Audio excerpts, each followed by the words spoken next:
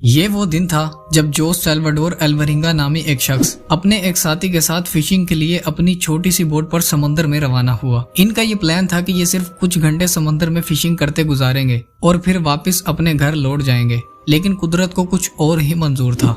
जोस और उसके साथी को क्या मालूम था कि ये एक नहीं, दो नहीं, तीन भी नहीं, बल्कि पूरे 438 दिन यानी 14 महीने समंदर में बगैर किसी खाने पीने की चीज के गुजारने जा रहे थे। ये बात तो हम सब जानते हैं कि समंदर हमारी सोच से भी ज्यादा बड़ा है। हमारी जमीन का 29% हिस्सा खुश्क जमीन, जबकि 71% हिस्सा पानी पर मुश्तमिल है। दुनिया में टोटल 5 ओशंस पाए जाते हैं: Arctic ocean, southern ocean, Indian ocean, Atlantic ocean और पैसिफिक ओशन। इन 5 ओशंस में से पैसिफिक ओशन दुनिया का सबसे बड़ा ओशन माना जाता है, जो 165 मिलियन स्क्वायर किलोमीटर के एरिया पर फैला हुआ है। यानी इस ओशन में इंडिया जैसे 50 मुल्क और अमेरिका जैसे 17 मुल्क फिट आ सकते हैं। इंडिया और अमेरिका से हटकर बात करें तो हमारी जमीन का टोटल खुश्क हिस्सा ही 148 मिलियन स्क्वायर किलोमीटर के एरिया पर फैला हुआ है। यानी हमारी जमीन का टोटल खुश्क हिस्सा यानी हमारे जंगलात, रेगिस्तान और पूरे के पूरे पहाड़ ही पैसिफिक ओशन में फिट आ सकते हैं, और तब भी 17 मिलियन स्क्वायर किलोमीटर का एरिया खाली बच जाएगा।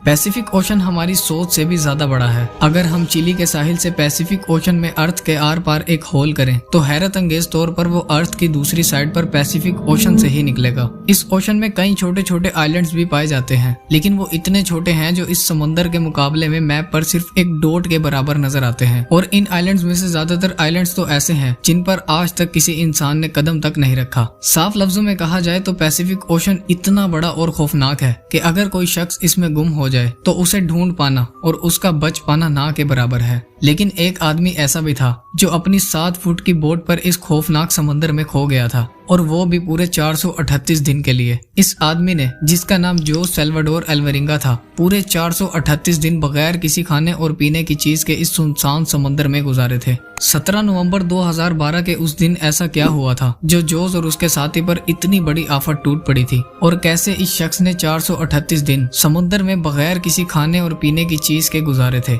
जानते हैं इस वीडियो। 17 नवंबर 2012 के उस दिन ऐसा क्या हुआ था जो जोस और उसके साथी पर इतनी बड़ी आफत टूट पड़ी थी, और कैसे इस शख्स ने 438 दिन समुद्र में बगैर किसी खाने और पीने की चीज के गुजारे थे, जानते हैं इस वीडियो में।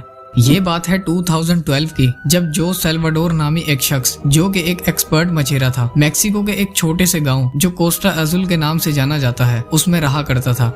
उस वक्त जोस की उम्र लगभग 37 साल के करीब थी। जोस मैक्सिको की एक कंपनी कैमोरोनिरा कोस्टा के लिए काम करता था, और वो हर हफ्ते रूटीन की तरह समंदर में जाता था और मछलियां पकड़ता था। 17 नवंबर 2012 वाला ये दिन भी जोस और उसके साथी के लिए बिल्कुल नॉर्मल था, लेकिन वो ये नहीं जानते थे कि अब से कुछ ही लम्हों बाद इन पर एक बहुत बड़ी आफत टूटने वाली थी। इनको ये मालूम ही नहीं था कि ये एक ऐसा वर्ल्ड रिकॉर्ड बनाने जा रहे हैं जिसको कोई भी शख्स कभी भी तोड़ना नहीं चाहेगा। 17 नवंबर की दोपहर के वक्त जोस अपने एक साथी किरिलो के साथ फिशिंग के लिए अपनी छोटी सी बोट पर रवाना हुआ। रूटीन की तरह इनका ये प्लान था कि वो सिर्फ समुद्र में 30 घंटे गुजारेंगे और फिर वापस अपने घर लौट जाएंगे। इसी वजह से इन्होंने बोट पर ज्यादा खाने पीने और जरूरत का सामान भी नहीं रखा था।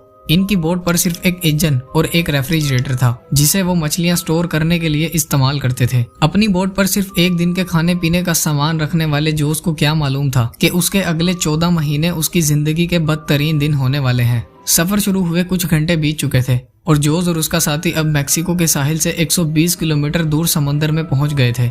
वहां पहुंचने के बाद उन्होंने अपना जाल समंदर में बिछा दिया, लेकिन कुछ ही लम्हों बाद एक भयानक समुद्री तूफान वहां आ पहुंचा। जोस और उसके साथी ने अपनी जान बचाने के लिए जाल को वहीं छोड़कर बोट को वापस साहिल की तरफ दौड़ाया। पूरे 6 घंटे बोट को फुल स्पीड में भगाते हुए अब वो साहिल से 20 किलोमीटर दूर पहुंच गए थे, और उस वक्त सुबह के 7 बज रहे थे। वो अब तूफान को काफी पीछे छोड़ आए थे और उन्हें अब अपना गांव भी दिखाई देने लगा था, लेकिन उसके बाद उनकी किस्मत ने उनका साथ छोड़ दिया। बोट को मुसलसल तेज रफ्तार में भगाने की वजह से साहिल से सिर्फ 20 किलोमीटर की दूरी पर उनकी बोट का इंजन खराब हो गया। सोने पर सुहागा, उनकी बोट पर बोट को हाथों से चलाने के लिए चप्पू भी नहीं थे।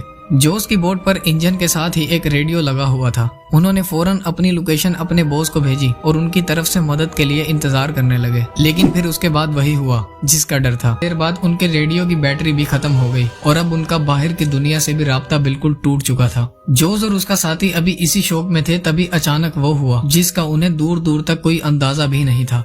अचानक तेज हवाओं ने उन्हें वापस समुद्र की तरफ धकेलना शुरू कर दिया। जैसे जैसे बोट समुद्र की तरफ जाती रही, वैसे वैसे जो साहिल उन्हें नजर आ रहा था वो भी दिखना बंद हो गया। उनके बॉस ने एक सर्च पार्टी बनाकर एक सर्च ऑपरेशन भी कंडक्ट किया और उन्हें पैसिफिक ओशन में भी ढूंढा, लेकिन अब तक बहुत देर हो चुकी थी। अब तक तो एक ऐसी कहानी का आगाज हो चुका था जिसके बारे में कभी किसी ने सोचा तक नहीं था। जैसे जैसे दिन गुजरते गए, सभी को ये लगने लगा था कि जोस और उसके साथी का बच पाना अब काफी मुश्किल है, इसीलिए उस सर्च ऑपरेशन को भी बंद कर दिया गया। इस हादसे को 5 दिन गुजर चुके थे और हवाओं ने उनकी बोट को साहिल से 450 किलोमीटर दूर समंदर में धकेल दिया था। अब वो समंदर के एक ऐसे हिस्से में पहुंच चुके थे जहां से चारों तरफ सिर्फ पानी ही पानी नजर आ रहा था। उनकी हिम्मत अब टूट चुकी थी। उनको ये मालूम था कि उनकी बोट इतनी छोटी है कि उसे दूर से स्पॉट भी नहीं किया जा सकता। ना तो उनके पास कोई फ्लेयर गन थी और ना ही वो आग लगाकर धुएं से किसी को अपना सिग्नल दे सकते थे। जोस और उसके साथी को ये मालूम हो चुका था कि उनका बच पाना अब इम्पॉसिबल है। जो खाना पीना वो अपने साथ लाए थे वो पहले ही खत्म हो चुका था और अब बोट पर खाने पीने की कोई चीज मौजूद नहीं थी। इसीलिए पेट भरने के लिए उन्होंने अपने हाथों से उन परिंदों को पकड़ना शुरू कर दिया जो उनकी बोट पर आकर बैठते थे और कभी कभार वो बोट के आसपास मौजूद मछलियों को कच्चा खा जाते थे। ये तो हर किसी को मालूम है कि समंदर का पानी पीने से इंसान की मौत हो सकती है, इसीलिए उन्होंने बारिश के पानी को समंदर में तैरने वाली प्लास्टिक बोतल्स में जमा कर पीना शुरू किया। और जब बारिश नहीं होती थी तब वो समंदर से मछलियों और टर्टल्स को पकड़कर उनका खून पीते थे और उसी पर गुजारा करते थे। दिन गुजरते गए और फिर महीने। अब इन्हें समंदर में 120 दिन गुजर चुके थे। ये दोनों जिस मेंटल टॉर्चर से गुजर रहे थे उसे इमेजिन कर पाना भी नामुमकिन है। जोस का साथी इस टॉर्चर को बर्दाश्त ना कर सका और आखिर में उसने 4 महीनों बाद सुसाइड कर लिया। अब जोस इस बोट पर सुनसान समंदर में बिल्कुल अकेला रह गया था और उसके पास हर तरफ सिर्फ पानी ही पानी था और वो इसी सुनसान समंदर में अपनी जिंदगी गुजार रहा था। जोस अब समंदर के जिस हिस्से में मौजूद था वो दुनिया का सबसे खामोश तरीन हिस्सा माना जाता है। समंदर के इस हिस्से से कार्गो शिप्स भी कभी कभार गुजरती हैं और या तो गुजरती ही नहीं।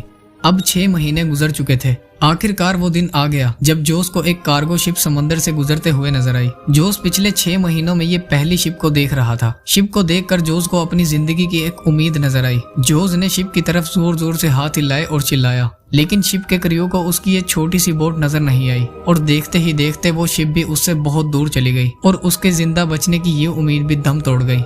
इस हादसे को अब 11 महीने गुजर चुके थे और जोस समंदर में 8000 किलोमीटर ट्रेवल कर चुका था। उसके कपड़े बिल्कुल फट चुके थे और सूरज की रोशनी से बचने के लिए उसके पास अब कोई भी चीज मौजूद नहीं थी।